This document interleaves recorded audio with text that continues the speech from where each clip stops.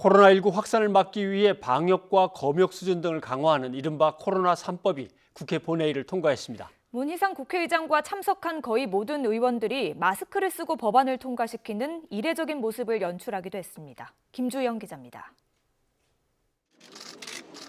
문희상 국회의장이 하얀 마스크를 착용한 채 국회 본회의장 단상에 올라왔습니다.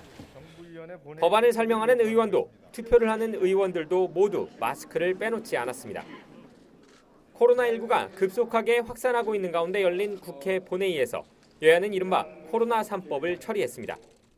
감염병의 예방 및 관리에 관한 법률 일부 개정 법률안의 대안에 대한 수정안은 가결되었음을 선포합니다. 코로나 3법은 검역법과 감염병 예방관리법, 의료법 개정안으로 구성돼 있습니다. 개정된 검역법은 코로나19 환자나 접촉자는 물론이고 위험성이 높은 지역을 거쳐온 사람도 복지부 장관이 입국 제한을 요청할 수 있도록 했습니다. 입국 제한을 강화할 법적 근거를 만든 겁니다.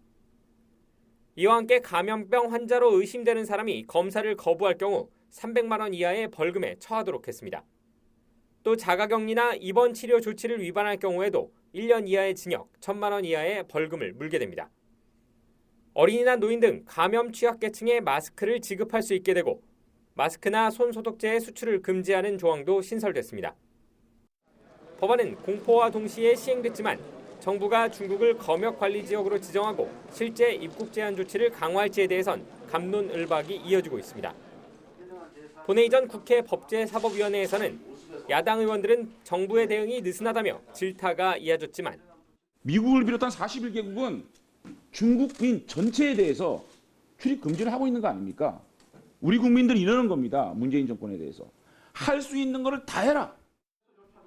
박능호 보건복지부 장관은 코로나19 전파의 가장 큰 원인은 야당이 입국을 막으라는 중국을 거친 외국인이 아니라 우리 국민이었다며 원인을 잘못 찾고 있다고 강하게 반발했습니다.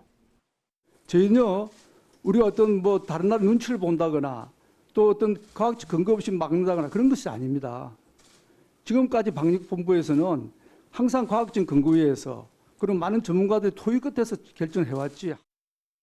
이런 가운데 여야는 국회 차원의 코로나19 특위를 구성하고 다음 달 2일 첫 회의를 열기로 했습니다.